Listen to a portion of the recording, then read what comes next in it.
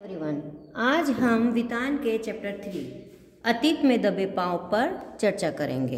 तो देखिए, अतीत में दबे पांव से हमें पता चलता है कि जो कि अंदर बहुत समय पहले हमारे जो बीता हुआ समय था उसके अंदर जो कुछ दबा हुआ है उसको प्राप्त करना, ये जो है ओम थानवी द्वारा लिखित है।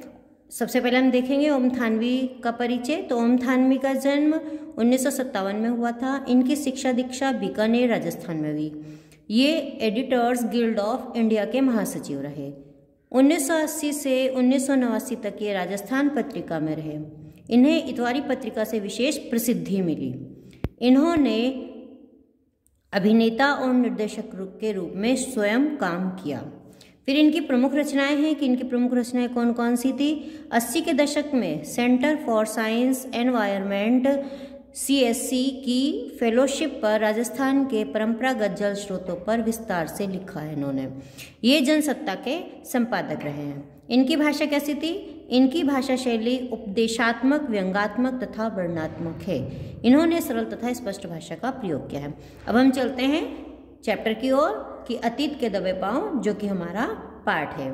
तो अब इसमें देखेंगे इसमें क्या किस किस चीज़ का वर्णन हुआ है। अतीत के दबे पांव सबसे पहले है अतीत के दबे पांव यात्रा वृत्तांत में ओम थानवी ने दुनिया के 2 सबसे पुराने और नियोजित शहरों का विस्तार पूर्वक वर्णन किया है। अब देखिए, एक क्वेश्चन सबसे पहले यही बन जाता है कि अतीत के दबे पांव क्या है, तो मतलब कैसा है। तो अतीत के दबे पांव में क्या है? यात्रा वृत्तांत है, मतलब यात्रा का वर्णन किया गया है। और इसमें कौन से 2 शहरों का? इसमें दिया है दुनिया के 2 सबसे पुराने और नियोजित शहरों का विस्तार से वर्णन किया गया है। कौन कौन से 2 शहर अब देखेंगे? मोहनजोदड़ो और हड़प्पा। 2 शहर नहीं बल्कि एक समृद्ध संस्कृति के द्योतक है। इसमें कौन से 2 शहरों का वर्णन है अतीत के दबे पांव में? मोहनजोदड़ो और हड़प्पा 2 शहर थे। ये कैसे थे? ये एक जो है शहर ना होकर ये एक संस्कृति के प्रतीक है। इन दोनों की नगर योजना सुनियोजित एवं विस्तृत थी। तो दोनों शहरों की नगर योजना कैसी थी? सुनियोजित और विस्तृत, मतलब बहुत तरीके से बसे हुए थे और फैली हुई थी। लेखक ने इन नगरों की खुदाई से मिले सभी तथ्यों तथा सभी वस्तुओं का लेखा जोखा प्रस्तुत किया गया है। क्या है इस चैप्टर में? क्या है अतीत के दबे पांव में? जो ये दोनों शहर थे, इनसे जो समान वस्तु मिली थी, जितनी भी वस्तुएं मिली थी और जो उन्हें तथ्य मिले थे, उनसे उन्होंने इस चैप्टर के अंदर लिखा है। वे बताते हैं कि मोहनजोदड़ो का वास्तविक नाम मोहनजोदड़ो था। एक यहाँ पर क्वेश्चन बन जाता है कि मोहनजोदड़ो का वास्तविक नाम क्या था। तो मोहनजोदड़ो का वास्तविक नाम जो है मोहनजोदड़ो था। यह ताम्रकाल का सबसे बड़ा शहर था। कौन से काल का था? जो मोहनजोदड़ो था कौन से काल का शहर था? ताम्रकाल का सबसे बड़ा शहर था। यहाँ पर इमारतें, सड़कें, धातु और पत्थर की मूर्तियाँ, बर्तन, मोहरे आदि मिली हैं। तो मोहनजोदड़ो में क्या क्या मिला है? वहाँ पर इमारतें, सड़कें, धातु और पत्थर की मूर्तियाँ, बर्तन और मोहरे, ये सब चीज़ें वहाँ पर मिली हैं। मोहनजोदड़ो एक शहर होने के साथ साथ घाटी का सभ्यता केंद्र भी था। तो मोहनजोदड़ो क्या था? एक घाटी की सभ्यता का केंद्र भी था, मतलब सिंधु घाटी की सभ्यता थी, वहाँ का जो है मुख्य केंद्र था। इसकी आबादी लगभग 85,000 थी। आ जाती है कि मोहनजोदड़ो की आबादी कितनी थी? 85,000, लगभग 85,000। यह नगर छोटे छोटे टीलों पर आबाद था। मोहनजोदड़ो जो शहर था, जो नगर था, किस पर बसा हुआ था? छोटे छोटे टीलों पर। इसके अधूरे पायदानों पर खड़े होकर यह अनुभव किया जा सकता है कि आप दुनिया की सबसे ऊंची छत पर खड़े हैं। किन पर खड़े होकर पता चल सकता था? कि जो अधूरे पायदान हैं उन पर खड़े होकर लगता था। सन 1932 में जब रखालदास बनर्जी यहाँ आए तो उन्हें अनुभव हुआ कि ईसा पूर्व के निशान यहाँ मौजूद हैं। कौन आया था? रखालदास आए थे। रखालदास बनर्जी वहाँ पर पहुँचे थे। कौन से सन में? 1932 में। तो जब वहाँ पर पहुँचे तो उन्हें लगा कि यहाँ पर हमें बहुत पुराने निशान यहाँ पर मिल जाएंगे। तो मेसोपोटामिया भारत को मिस्र तथा तत्पश्चात भारतीय पुरातत्व सर्वेक्षण के महानिर्देशक जॉन मार्शल ने अपने निर्देशन में यहाँ खुदाई का व्यापक अभियान शुरू किया। किसने खुदाई का अभियान शुरू करा था? जॉन मार्शल के निर्देशन में खुदाई का अभियान शुरू हुआ था। कहाँ पर हुआ था? मोहनजोदड़ो में। धीरे धीरे विशेषज्ञों ने इस विशाल सिंधु सभ्यता की देहरी को खोज निकाला और मेसोपोटामिया की प्राचीन सभ्यताओं के समकक्ष ला खड़ा करा।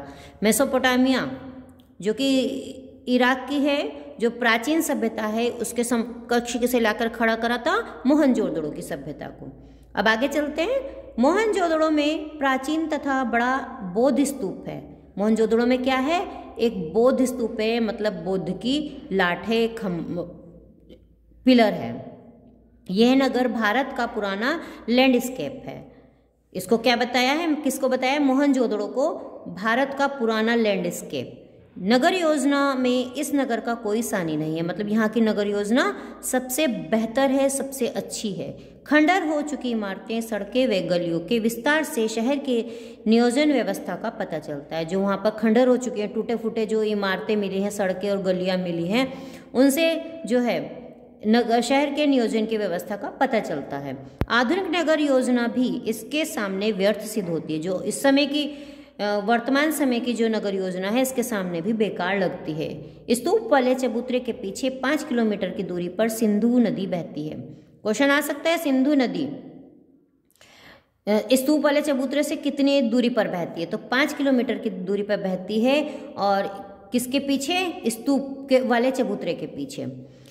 दक्षिण में टूटे फूटे घरों की एक बस्ती है जो कामगारों की होगी। कामगारों की बस्ती कहाँ थी? दक्षिण में। यहाँ 40 फुट लंबा तथा 25 फुट चौड़ा बड़ा कुंड भी है। जो कुंड था वो कितना फुट था? 40 फुट लंबा और 25 फुट चौड़ा कुंड था। इस कुंड में पक्की ईंटें लगी हैं ताकि पानी का रिसाव न हो। कुंड में कैसी ईंटें लगी थी? पक्की ईंटें लगी थी। क्यों लगी थी? जिससे कि पानी का रिसाव न हो, पानी न बहे, वहाँ से पानी समाप्त न हो। महाकुंड के दक्षिण में 20 खंभों वाला बड़ा हॉल है। तो महाकुंड के दक्षिण में क्या था? 20 खंभों वाला बड़ा हॉल था। यह बड़ा हॉल कहाँ था? महाकुंड के दक्षिण में। कितने खंभे थे हॉल में? 20 खंभे थे। शायद यह सभा भवन या सामुदायिक केंद्र था। जो वो बड़ा सा भवन था, बड़ा हॉल था, वो क्या हो रहा होगा? लेखक ने अंदाजा लगाया, या तो सभा भवन होगा या फिर यहाँ पर कोई भी सामूहिक प्रोग्राम होते होंगे, तो वहाँ पर सभी इकट्ठे होते होंगे। ईंटें सिंधु सभ्यता की पहचान है। जो ईंटें लगी हुई हैं वो कैसी हैं? वो सिंधु सभ्यता की पहचान कराती हैं। सभी ईंटें 1, 2, 4 के अनुपात की पाई गई हैं। सारी नालियाँ ढकी हुई हैं। मेसोपोटामिया में सभ्यता में क्या हुआ था? वो भी बढ़िया तरीके से बसा हुआ था। और ये जो मोहनजोदड़ो में नाली व्यवस्था कैसी थी कि सभी नालियाँ ढकी हुई थी। जल निकासी का ऐसा प्रबंध कहीं नहीं मिलता। कह रहे हैं कि जल निकासी का, पानी के निकालने का जो प्रबंध था, ऐसा कहीं और भी नहीं मिलता। फिर आगे चलते हैं। कुंड के दूसरी तरफ विशाल कोठार है। जो कुंड था उसके जो दूसरी साइड था, वहाँ पर एक बहुत बड़ा कोठार था जो शायद अनाज भंडारण के काम आता था, कि मतलब जिसमें अनाज इकट्ठा करके रखा जाता था। ढुलाई के लिए बैलगाड़ियों का प्रयोग किया जाता था। अब दे दिया कि जो है अनाज ढोने के लिए किसका प्रयोग होता था? बैलगाड़ियों का प्रयोग होता था। वहाँ की सभ्यता मूल रूप से खेतीहर तथा पशुपालक थी। तो दिया है कि जो सभ्यता थी, मोहनजोदड़ो की सभ्यता थी या सिंधु घाटी की सभ्यता थी, वो या तो जो है खेती पर आधारित थी या फिर पशुपालक थी। मतलब या पशु पालते थे, वो लोग पशु रखते थे, उनके पास रहते थे और खेती पर आधारित थे। यहाँ कपास, जौ, सरसों, गेहूँ और चने की फसलें उगाई जाती थी। यह है कि मोहनजोदड़ो में कौन कौन सी फसलें उगती थी? कपास, जौ, सरसों, गेहूँ और चने की फसल। मोहनजोदड़ो में पाए मकानों के दरवाजे गलियों में खुलते हैं। एक विशेषता यह भी थी कि मोहनजोदड़ो में जितने भी मकान पाए गए थे, सभी के जो मेन गेट थे वो गलियों में खुलते थे। यहाँ लगभग 700 कुएं भी पाए गए हैं। तो मोहनजोदड़ो में 700 कुएं पाए गए हैं। कितने कुएं पाए गए हैं? 700 कुएं पाए गए हैं जो पक्की ईंटों के बने हैं। छोटे घर भी सुनियोजित ढंग से बने हुए हैं। दिया है इन्होंने कि जो छोटे घर भी थे, बड़े घर तो अच्छी तरीके से बने हुए थे, नियोजन करके बनाए गए थे, और जो है लेकिन जो छोटे घर भी थे वो भी बहुत तरीके से बने हुए थे। यहाँ एक अजायब घर भी पाया गया था।